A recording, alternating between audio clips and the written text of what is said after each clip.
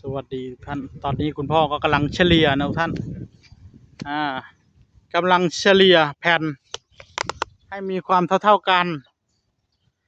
เสร็จแล้วก็ไปใส่ข้างหลังคืนนี้ก็จะนอนแบบไม่มีใครปีนเข้าหน้าต่างได้แล้ว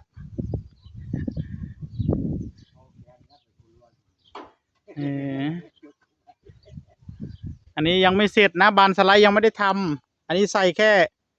ระแนงข้างนอกเฉยๆตัวบานสไลด์จริงๆยังไม่ได้ทำนะทุกท่านบานสไลด์นี่มัดมือกว่าสิได้อยู่ตัวหนึ่งอันนี้1 วันใช้เวลาทำอันนู้นอีกวันหนึ่งเพราะฉะนั้นก็เอาระแนงมันไปก่อนให้คุณพ่อยิงน็อตไปเรื่อยๆก่อน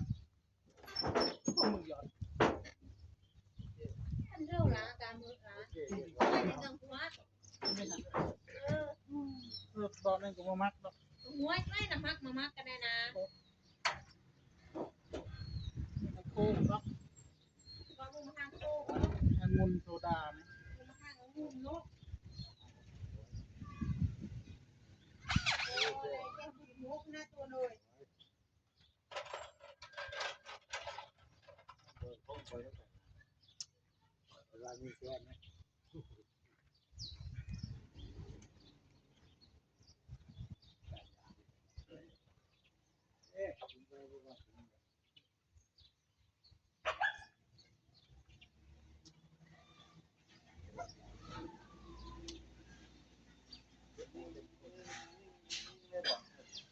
ยิงเลยยิงกันติดกับแผ่นทั้งเทิงเลยเด้อยิงน็อตให้มันติดกับแผ่นเทิงเลยบ่แม่นยิงกับตัวแผ่นของมันนั่นได้อยู่บ่นั่นละ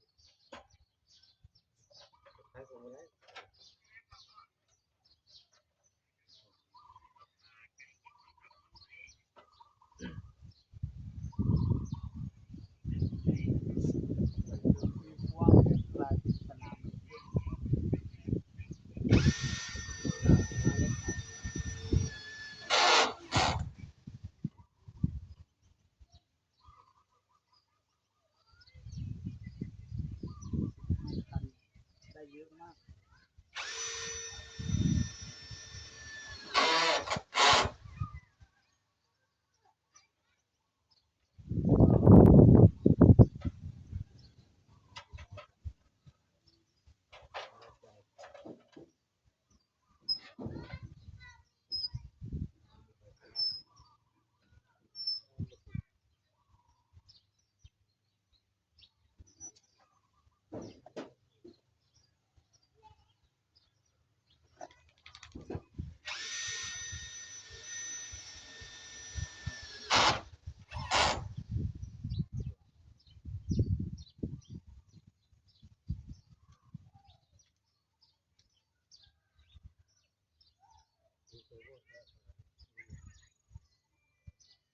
ลานกว้างตรงนี้กลายเป็นที่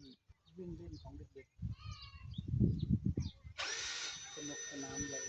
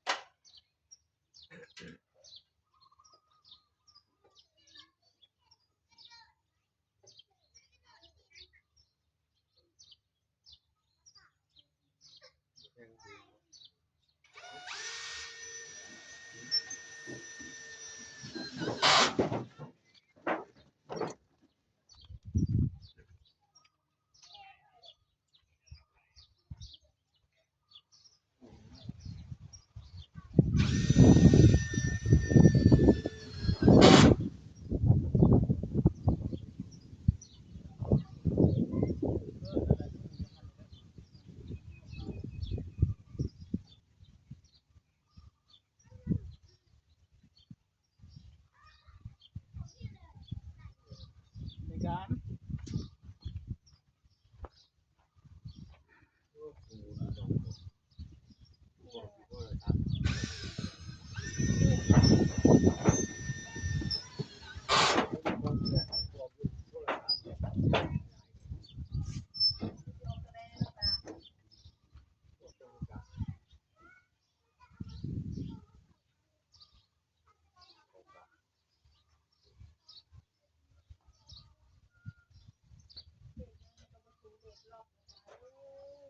งนั่นก็คือกันคุณพ่อเอ้ยวัดไซรถ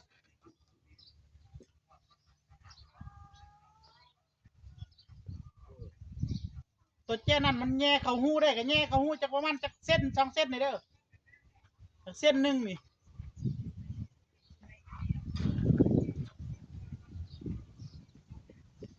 ตัวนั้นก็เอาตามนั่นเลยมันบ่มีหูให้แย่ตัวนั้นเอาไปยิงแนบเลยตัวนั้นนะฮะบอโตที่มันมีหูเนี่ยก็แย่เข้าหูก็ได้หรือเจ้าสิเฮ็ดจังซี่ฮะตัวนี้แล้วสิอาตัวนี้บ่อานำกษัตริย์ก็ต้องเอาอานำกันแหละตอนนั้นถอดแง้มได้อยู่บ่มันจะลองดึงได้อยู่บ่จะได้คือสิบ่ได้แล้วเนาะมันก็สิแนบคักเลยข่อยบ่ได้ข่อยว่าเป็นจะได้อยู่บ่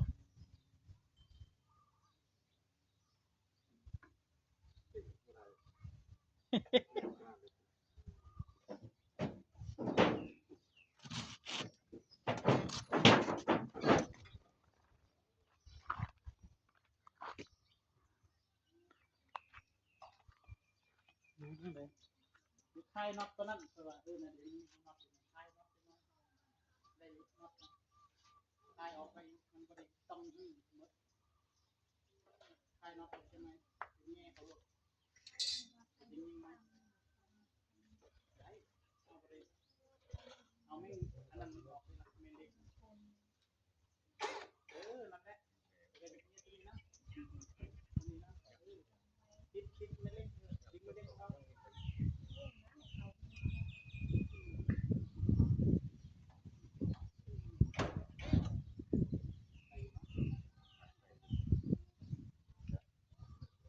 าไปจะบอกออกพอดีไป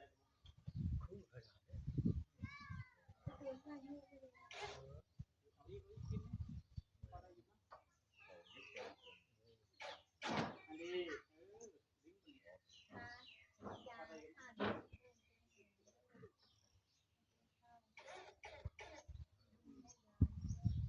อะไรเนาะนี่อะไรตัดแล้วก็แง่เข้าไปดึกเข้าไปประมาณเส้นนึงนี่คือกัน